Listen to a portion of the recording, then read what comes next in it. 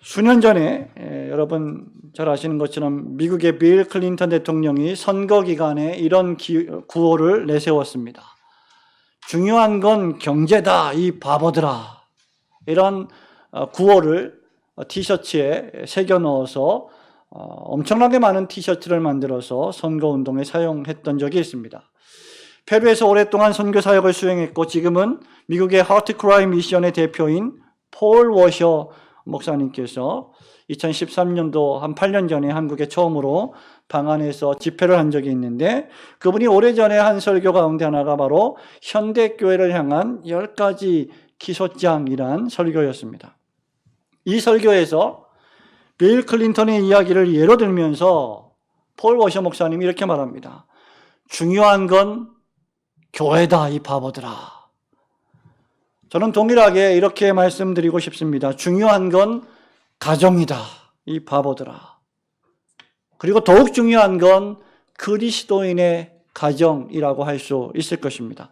성도 여러분, 오늘만큼 가정이 중요해진 시대도 없을 것입니다. 가정은 결혼으로부터 시작되는데 결혼이라고 하는 것은 우리 장로교 교단이 고백하고 있는 웨스트민스터 신앙고백서 제24장에 따르면 아내와 남편이 서로 돕고 합법적인 자손을 통하여 인류를 번성하게 하며 거룩한 자손을 통하여 교회를 흥왕하게 하고 음행을 피하기 위하여 제정되었다라고 쓰고 있습니다. 여러분, 이런 가정의 개념이 오늘날 심각하게 위협받고 있습니다. 내부적으로는 가족의 구성원이 서로 배려하고 환영하며 지난주에 우리가 들은 말씀처럼 자기를 부인하고 자기 십자가를 지고 사랑을 실천하지 못해 깨어지고 건강하지 못한 가정들이 발생합니다. 가정폭력이 비일비재하고 이런 폭력은 부모가 자녀를 향하여 또 자녀가 부모를 향하여 쌍방향으로 벌어지고 있습니다.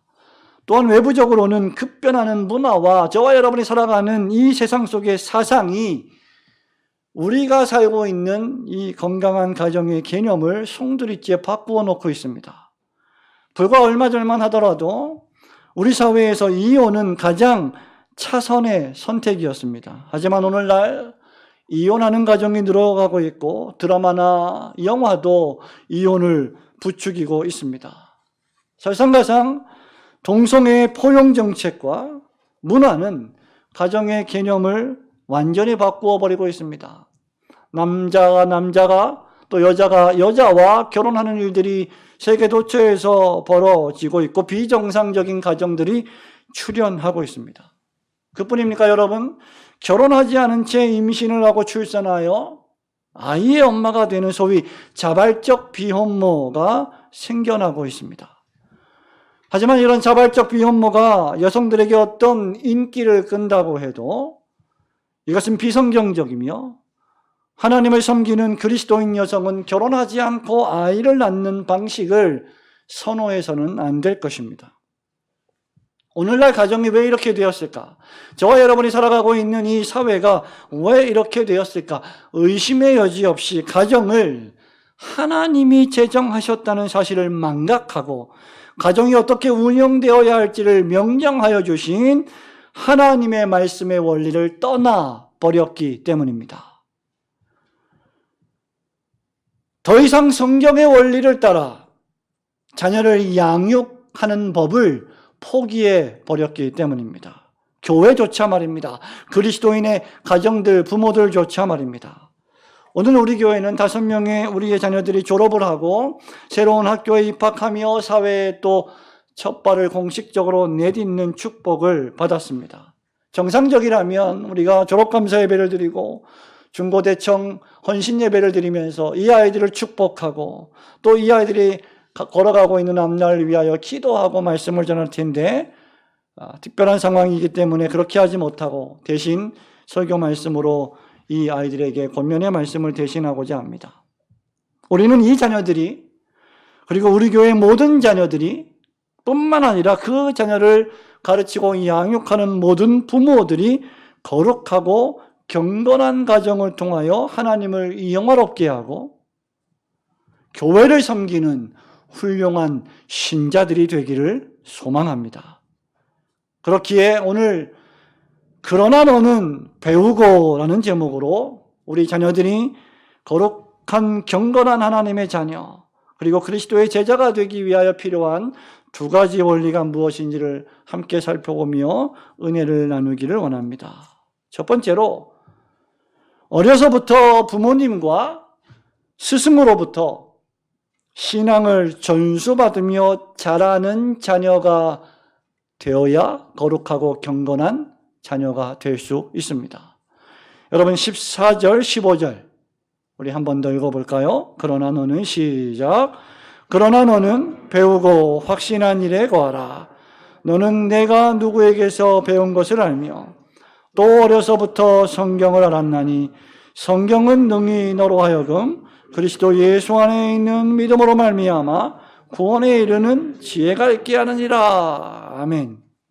여러분, 이 말씀은 보통 신학자들이나 설교자들이 하나님의 말씀의 계시의 완전성, 계시의 영감성, 계시의 충분성, 이런 것들을 변호하기 위하여 사용하는 말씀이기도 합니다.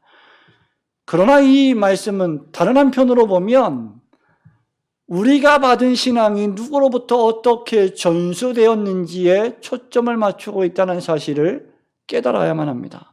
오늘 본문에 바울은 제자 디모데에게 14절에서 이렇게 말합니다. 그러나 너는 배우고 확신한 일에 거하라. 이렇게 명령하면서 15절에서는 또 어려서부터 성경을 알았나니 라고 했고 14절 마지막에 너는 누구에게서 배운 것을 알며 라고 쓰고 있습니다. 디모데는 어떻게 어려서부터 성경을 알았을까요? 어떻게 어려서부터 신앙을 가지게 되었을까요? 또 누구에게서 신앙을 전수받았을까요? 디모데는 아주 어렸을 때부터 신앙의 부모에게서 배웠고 조금 자라서는 영적 부모라 할 수 있는 스승 바울에게서 성경을 배웠습니다. 그 해답이 디모데후서 1장 5절과 2장 2절 3절에 기록이 되어 있습니다. 우선 여러분 1장 5절 말씀을 저와 함께 읽어보겠습니다. 1장 5절입니다. 시작. 이는 내 속에 거짓이 없는 믿음이 있음을 생각함이라. 이 믿음은 먼저 내 외조모 로이스와 내 어머니 유니게 속에 있더니 내 속에도 있는 줄을 확신하노라. 아멘. 여러분, 할머니 로이스 속에 있던 믿음이, 이 거짓이 없는 믿음이 어머니 유니게에게 전수되었고 그 믿음이 바로 디모데에게 전수되었던 것입니다. 사도행전 16장 1절에 따르면 바울이 2차 선교 여행을 다닐 때 디모데를 선택하여 제자를 삼습니다.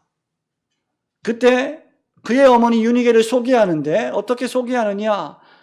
디모데의 어머니 유니게는 믿는 유대 여자다라고 소개하고 있습니다.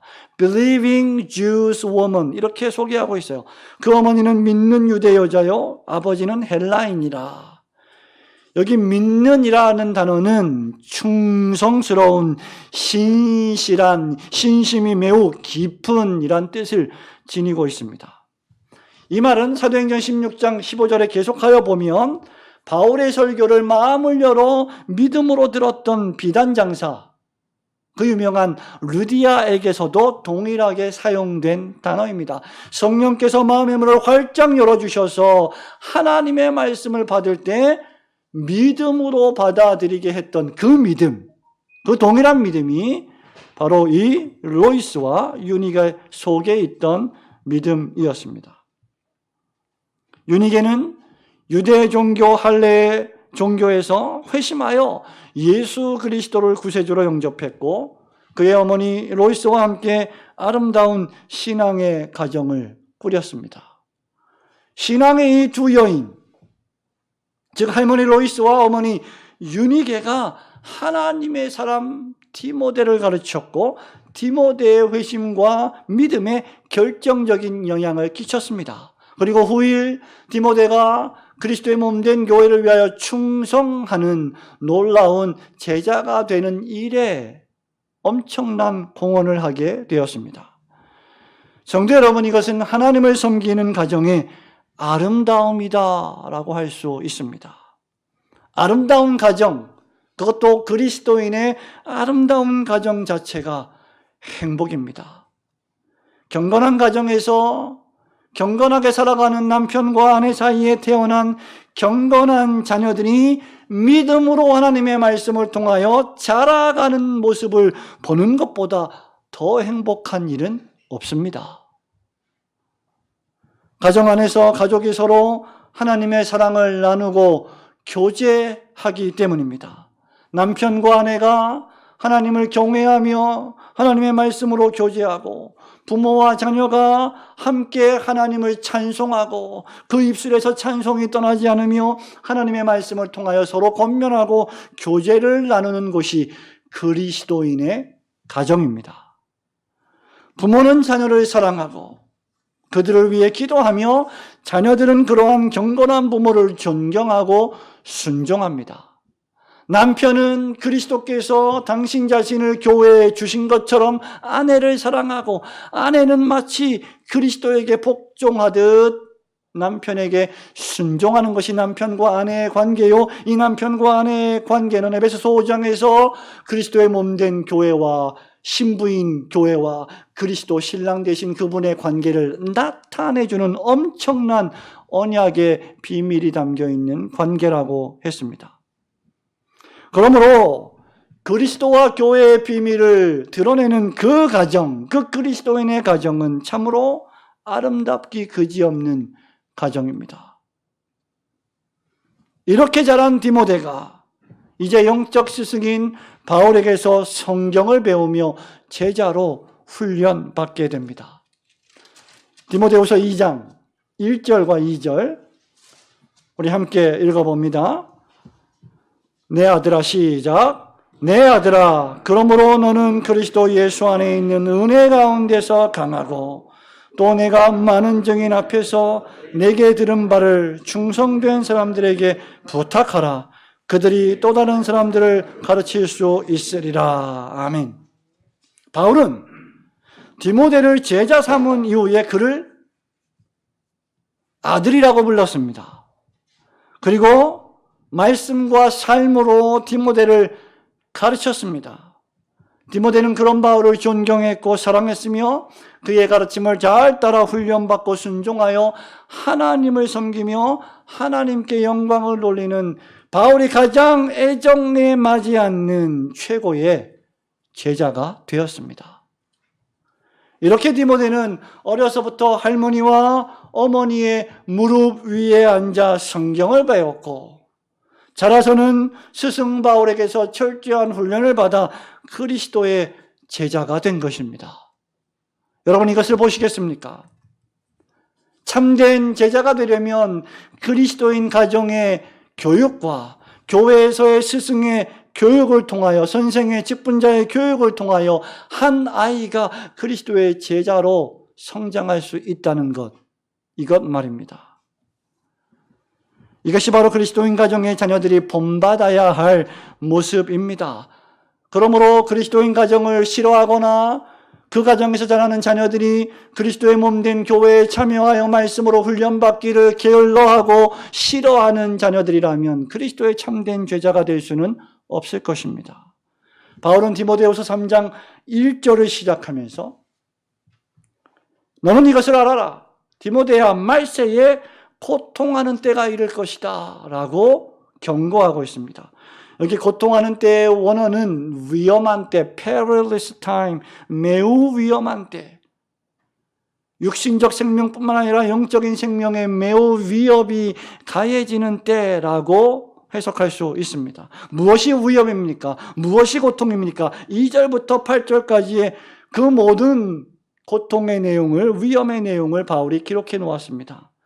대표적으로 사람들이 자기를 사랑하기 시작합니다. 돈을 사랑합니다. 부모를 거역합니다. 모함합니다. 여러분 지금 보십시오. 얼마나 많은 중상모략과 모함과 비방이 한국 사회를 뒤덮고 있습니까? 쾌락을 사랑합니다. 사납습니다. 거칩니다. 사사건건 지도자들을 대적합니다. 선생과 스승을 업신여기는 시대의 위험입니다. 13절에 보면 바울은 악한 사람들이 있다. 속이는 자들이 있다. 그들은 더욱 악하여지고 세상을 속인다. 그러면서 놀랍게도 그들 자신들도 속임을 당하고 있다라고 경고하고 있습니다. 사람들이 자기 마음대로 살아가는 위험, 그것이 바울이 경고하고 있는 위험입니다. 그리스도인 가정들, 그리스도인의 가정에서 자라가고 있는 자녀들이 살아가는 세상이 바로 이렇게 위험한 세상입니다. 내가 왜 태어났는지, 세상은 어떻게 시작되었는지, 나는 진정 지금 무엇을 위하여 살아야 하는지에 대해 아예 생각조차 안 하고 단세포적 동물로 살아가는 존재가 바로 이 시대를 살아가는 사람들입니다. 이것이 세상의 악인들의 삶의 모습입니다. 세상이 왜 이렇게 되었습니까? 사람이 사단의 유혹을 받아 하나님과 같이 되어보려고 교만을 부리다가 죄를 지어 타락했기 때문입니다. 오늘날 여전히 세상의 가정의 죄와 악이 관영하게 된 것은 인간이 교만으로 인한 범죄를 저질렀기 때문입니다. 죄 때문에 가정이 파괴되고, 죄 때문에 부모가 자녀를 학대하고, 죄 때문에 자녀들이 부모를 미워하고 폭력과 살인이 난무하게 되었습니다. 세상은 평화를 원하지만 세상은 평화를 원할 뿐 평화를 만들어낼 능력을 잃어버리고 말았습니다. 저와 여러분의 가정이 철저하게 하나님을 의지하지 않는 한 우리 가정에 평화는 없습니다. 그렇게 바울은 14절에서 뭐라고 말합니까? 그러나 너는 배워라. 확신해라. 배우고 확신하는 일 안에 계속 머물러 있어야 한다. 라고 우리에게 권면합니다. 세상이 그렇게 돌아가도, 세상 사람들이 너와는 다르게 살아도, 그러나 너만큼은 배워야 한다. 확신해야 한다. 예수 그리스도를 믿는 믿음 안에서 말씀을 배우는 일을 게을리해서는 안 된다. 신앙의 아버지 어머니에게서 배우고 말씀을 가르쳐주는 직분자들에게서 배우라고 명령하고 있습니다. 하나님께서 사람을 남자와 여자로 지으시고 그들에게 창세기 1장 26절에 생육하고 번성하라고 명령하신 이유, 그리고 그런 경건한 가정에 자녀를 주신 이유는 가족이 서로 진리의 말씀 안에서 교제하고 사랑을 나누며 성삼위 하나님의 삼위일체의 사랑과 교제를 경험하게 하시기 위함입니다. 하나님은 이런 교제를 위하여 구세주 예수 그리스도를 우리에게 보내셨습니다.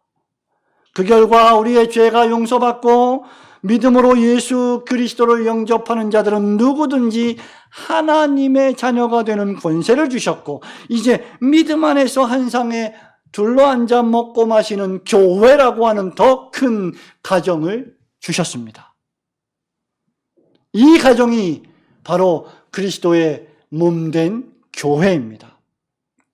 그리스도를 머리로 하는 만국에 흩어져 있는 모든 교회들이 단 하나의 교회, 하나의 가정이다 라고 할 수 있을 것입니다. 교회는 더 큰 가정, 주님 안에서 만국 백성이 하나님의 가족이 되는 거대한 공동체입니다. 이를 위해서 여러분 개개의 가정은 경건할 필요가 있습니다. 경건한 생활을 통한 복음 전도가 경건한 가정의 의무이기 때문입니다.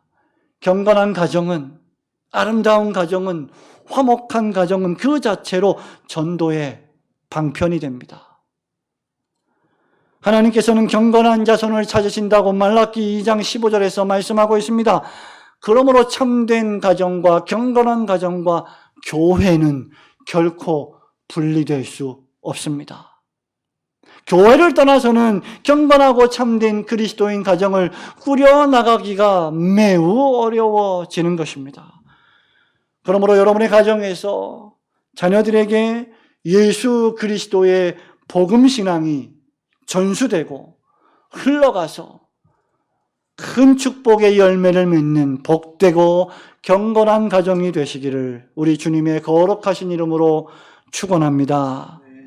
두 번째로, 하나님 제일주의 신앙의 부모는 어려서부터 말과 삶을 통하여 자녀들을 하나님의 말씀으로 매일 훈육해야 합니다. 하나님 제일주의 신앙의 부모는 어려서부터, 자녀들이 어렸을 때부터 자녀들을 말과 삶을 통해 하나님의 말씀으로 매일 양육해야 한다. 여러분 15절 말씀을 한 번 더 읽어 보겠습니다. 또 어려서부터, 시작. 또 어려서부터 성경을 알았나니 성경은 능히 너로 하여금 예수 안에 있는 믿음으로 말미암아 구원에 이르는 지혜가 있게 하느니라. 아멘. 여러분, 여기서 중요한 단어 가운데 하나가 바로 또 어려서부터입니다. 또 어려서부터 성경을 알았다. 여기 어리다고 하는 헬라어 원어를 보면요, 갓난아이예요. From infancy라고 말합니다. 태어나자마자, 응애응애하고 태어나자마자 아주 어린 갓난아이일 때부터, 유아 때부터 철저하게 하나님 중심의 말씀 교육으로 디모데가 양육을 받았다는 것을 알 수 있는 대목입니다. 우리는 자녀들이 태어나서 얼마 되지 않아 유아 세례를 받았다고 무조건 자동적으로 구원을 받을 것이다라고 예측해서는 안 됩니다. 이것은 역사적으로 18세기 이후에 유행했던 세례 중생론이라는 오류에 속합니다. 교회에서 물세례를 받을 때 자동적으로 중생하여 하나님의 자녀가 된다는 잘못된 교리입니다. 달리 말하면 교회를 다니기만 하면, 학습교인이기만 하면, 세례교인이기만 하면, 예배당 안에 앉아있기만 하면, 예배 시간에 참석하기만 하면 자동적으로 구원을 받을 것이다 라고 추측하는 것이죠. 그러나 구원이라고 하는 것은 하나님의 은혜로 내가 나의 죄를 회개하고 그리스도 예수를 개인의 구세주와 왕으로 믿고 경배하고 섬겨야만 얻을 수 있습니다. 그러므로 부모는 자녀에게 어렸을 때부터 부지런히 말씀을 가르쳐야 하고 경건을 훈련시켜야 합니다. 나의 자녀가 내가 보기에 얼마나 사랑스럽다 할지라도 나의 자녀가 여전히 하나님 앞에 죄인임을 깨닫고 그 죄를 인정하며 하나님 앞에 멸망받을 존재임을 인정하고 하나님 앞에 돌아와 하나님을 섬기는 자인지를 점검해야 합니다. 만일 우리 자녀가 어려서부터 중생하여 믿는 자녀라면, 하나님을 섬기는 참된 자녀라면 더욱 성경으로 그 길을 힘차게 걸어가도록 가르쳐야 합니다. 경건한 자녀는 경건한 부모에게서 나옵니다. 신실한 자녀의 양육은 경건한 부모의 사명입니다. 바울은 에베소서 6장 4절에서 너희 자녀들을 주의 양육과 훈계로 가르치라. 오직 주의 훈계와 양육으로 가르치라 라고 명령했습니다. 여러분, 이것은 신약의 명령만은 아닙니다. 구약의 모세가 신명기 6장 6절부터 9절 말씀에서 보통 쉐마라고 불려지는 이 유명한 말씀을 이렇게 선포합니다. 오늘 내가 네게 명하는 이 말씀을 너는 마음에 새기고 내 자녀에게 부지런히 가르치며 집에 앉았을 때에든지 길을 갈 때에든지 누워있을 때에든지 일어날 때에든지 이 말씀을 강론할 것이며 너는 또 그것을 내 손목에 메어 기호를 삼으며 내 미간에 붙여 표로 삼고 또 내 집 문설주와 바깥 문에 기록할지니라. 여러분, 이것이 무엇을 의미합니까? 우리 집안의 전체가, 우리 집안의 모든 가족의 전체의 삶이 하나님의 말씀으로 흠뻑 배어 있는 삶을 의미합니다.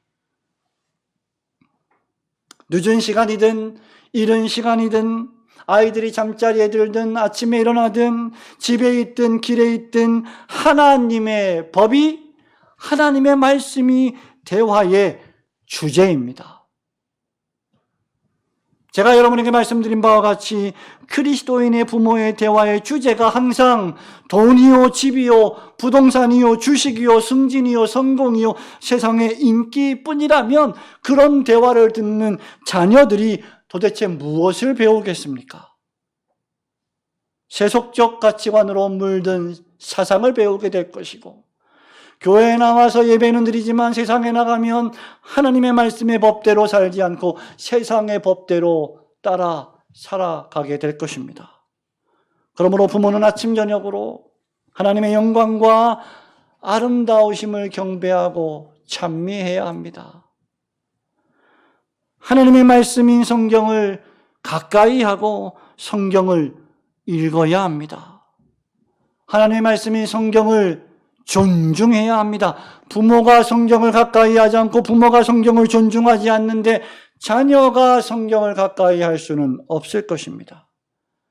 또한 경건한 부모는 자녀의 구원을 위하여 날마다 기도할 것이며, 자녀가 혹시 어느 시기에 삐뚤어 나간다 할지라도 의심하지 않고 하나님의 주권을 믿으며 언약의 말씀을 믿으며 하나님 말씀을 붙들고 그 영혼을 위하여 기도해야 할 것입니다. 경건하게 살아가도록 부지런히 하나님의 말씀으로 권면해야 합니다. 하나님의 말씀인 성경을 가르치는 방법은 다양합니다. 가정경건회를 통하여 소요리 문답을 공부하거나, 특히 아이들이 어릴 때 어머니가 매일 저녁마다 성경 말씀을 읽어줄 수도 있습니다. 아이들이 조금 더 자랐으면 주일날 들은 말씀을, 목사님의 설교 말씀을 메모하게 하고 그것을 식사 자리에서 매우 편한 분위기에서 함께 나누고 토론하는 것도 매우 좋은 방법입니다. 얘들아, 아빠는 목사님 말씀을 들으며 이런 은혜를 받았는데, 이런 생각을 했는데 너는 어떻게 생각하니? 라고 매우 자연스럽게 질문하고 대답하는 가운데 자녀들의 신앙을 강화시켜야 하는 것입니다. 뿐만 아니라 부모 스스로 삶 속에서, 사람들과의 관계에서, 친척과 이웃의 관계에서 거짓말을 하지 않아야 하며 위선적이거나 외식적인 모습을 철저하게 제거해야 합니다. 표리부동한 부모의 모습을 보는 자녀는 결코 부모를 본받지 않을 것이기 때문입니다. 교회에서는 하나님을 섬기는 부모 같은데, 엄마 아빠 같은데 집에만 오면 전혀 다른 모습을 보인다면 그런 부모의 모습을 보고 자녀들이 하나님을 참되게 섬기기란 매우 어렵기 때문입니다. 야고보서 1장 22절을 통하여 야고보 사도가 우리에게 하신 말씀처럼 우리는 말씀을 듣기만 하여 자신을 속이는 자가 되지 않고 말씀을 행하는 자라고 하는 경고의 말씀을 마음에 새겨야 할 것입니다. 아울러 신자의 자녀가 성년이 되었을지라도 신앙을 그 자신에게만 맡길 것이 아니라 계속하여 부모가 지도하고 권면하고 훈육해야 합니다. 뿐만 아니라 하나님은 교회를 통하여 모든 하나님의 가족들이 참되게 성장하고 훈육될 수 있도록 교회 안에 목사와 장로와 교사와 집사와 말씀과 치리와 세례와 성찬 등등을 주셔서 필요한 모든 재원을 주셔서 자녀들을 가르치게 했습니다. 그렇다면 그리스도인 부모의 의무는 그 자녀들을 온갖 하나님의 말씀의 보고로 충만한 교회로 데려오는 것입니다. 초대교회가 사도의 가르침을 받아 날마다 성전에 모이기에 힘썼던 것처럼 우리는 직분자들, 특히 목사의 가르침을 받아 온 가족이 예배로 모이기에 힘써야 합니다. 우리 교회는 모든 가족이 다 함께 예배를 드립니다. 여러분, 오전의 예배는 매우 엄숙하고 진지합니다. 어린아이들, 유치부 아이들이 하나도 없기 때문이죠. 그러나 오후 1시가 되면 이 예배당이 너무나 시끄럽고 왁자지껄합니다. 예배의 시간도 상당히 많이 소란스럽습니다. 왜냐하면 아이들이 많이 오기 때문이죠. 미취학 아동인 유치부 아이들조차 본인과 부모가 원하면 예배당에서 함께 예배를 드립니다. 훈육이 필요하거나 울거나 가만히 있지 못하는 아이들은 유아실을 사용하죠. 그러나 본래 예배는 온 가족이 함께 드리는 것입니다. 제가 섬기고 있는 고려신학대학원에서 신약학을 가르치는 후배 교수가 최근 로마서 성경 교재를 쓴 적이 있는데 이 책 제목이 함께 영광의 길을 걷다라고 하는 제목입니다. 제목을 너무 잘 잡은 것 같아요. 함께 영광의 길을 걷다. 성도 여러분, 자녀들을 예배 시간에 분리시키지 마십시오. 주일날 자녀들과 함께 손을 붙잡고 주일 공예배에 참석하는 것은 자녀들과 함께 영광의 길을 걷는 것입니다. 마지막 날에 우리는 따로따로 영광의 나라에 들어가는 것이 아니라 우리 자녀들과 다 함께 영광의 나라에 들어갈 것이기 때문입니다. 신앙의 부모는 자녀들의 신앙교육을 그렇기 때문에 교회에만 떠맡기고 부모의 직무를 유기해서는 안 됩니다. 주일날 자녀들을 교회에 데려와 각 부서에 맡겨놓는 것만으로 자녀들의 신앙이 보호되고 자랄 것이라 생각하는 부모들이 의외로 너무나 많습니다. 여러분, 초대형 교회의 주일 예배 모습은 대략 이렇습니다.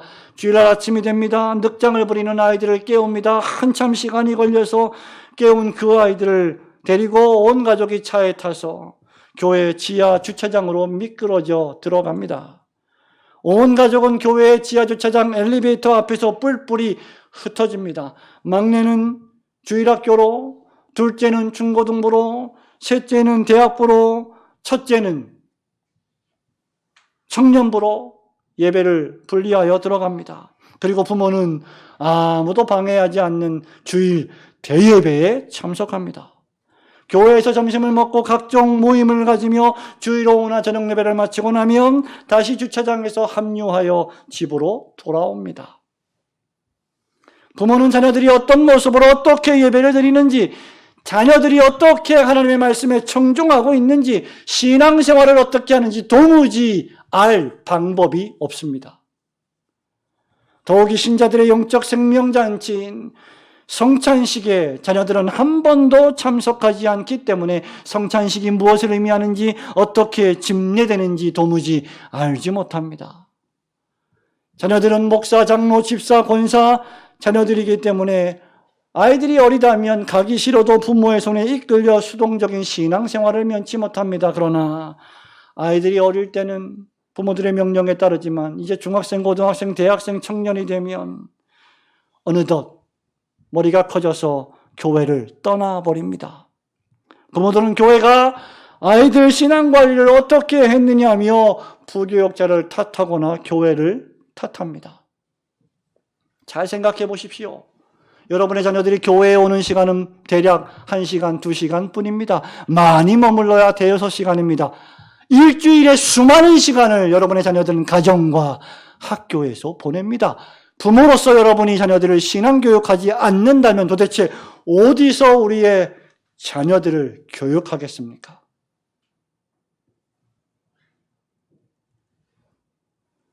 자녀의 신앙교육은 교회의 전유물이 아닙니다. 물론 교회는 최선의 노력을 기울여 각 부서에서 예배를 마치고 나면 교리를 가르치고 함께 교제하며 기도해주고 사랑을 배웁니다. 그러나 부모는 가정에서 자녀 신앙교육의 의무를 지닙니다. 청교도 신앙교육으로 유명한 조엘 비키 목사님이 미국 미시간주에서 목회하며 퓨리탄 신학대학원의 총장으로 섬기고 있는데, 이 목사님이 자기 자녀들이 어렸던 7살 때부터 주일 설교 말씀을 필기하도록, 메모하도록 훈련시켰다고 합니다. 예배가 끝나면 가족이 집에서 모여 함께 식사한 후에 필기한 것들을 서로 읽고 나누면서 설교에 관하여 토론했고, 7살짜리가. 이는 아이들의 신앙 성장에 매우 큰 도움이 되었습니다. 그리고 이제 그 아이들은 30대, 40대가 되어서 하나님의 몸된, 그리스도의 몸된 교회에 매우 강력한 일꾼으로 사역을 하고 있습니다. 성도 여러분, 우리는 우리 자녀들이 늙어서도 주님을 떠나지 않기를 기도하셔야 합니다. 그것은 마땅히 행할 길을 자녀들에게 가르칠 때 가능합니다. 잠언 22장 6절에서 솔로몬 왕은 마땅히 행할 길을 아이에게 가르치라. 그리하면 늙어서도 그것을 떠나지 아니하리라 라고 썼습니다. 어려서부터 하나님의 말씀으로 자녀들을 가르치시되 여러분의 입술과 여러분의 삶으로 신행일치하여 가르치는 하나님 제일주의 신앙의 부모들이 되시기를 주님의 이름으로 축원합니다. 사랑하는 우리 성도 여러분, 말씀을 맺습니다. 바울은 디모데에게 말합니다. 그러나 너는 배우고 확신한 일에 계속 머물러라. 사람들은 속일 것이다. 심지어 속임을 당할 것이다. 타락한 세상은 여전히 이기적으로 자기 중심적으로 자기 만족을 위해 살아갈 것이다. 그러나 너만큼은 배워야 한다. 너만큼은 확신해야 한다. 왜냐하면 너는 하나님의 자녀이기 때문이다. 오늘 졸업을 하고 새로운 인생의 길을 걸어가는 사랑하는 우리 친구 여러분, 오늘 3명의 우리의 자녀들이 이 예배에 참석했는데 여러분만큼은 세상이 어떻게 돌아가든지 여러분만큼은 하나님의 말씀을 배우고 하나님의 말씀 안에서 확신하며 경건한 자녀들로 계속 성장하시기를 주님의 이름으로 축원합니다. 이것이 오늘날 우리 올고든 교회와 모든 참된 교회들에게 주시는 바울의 교훈입니다.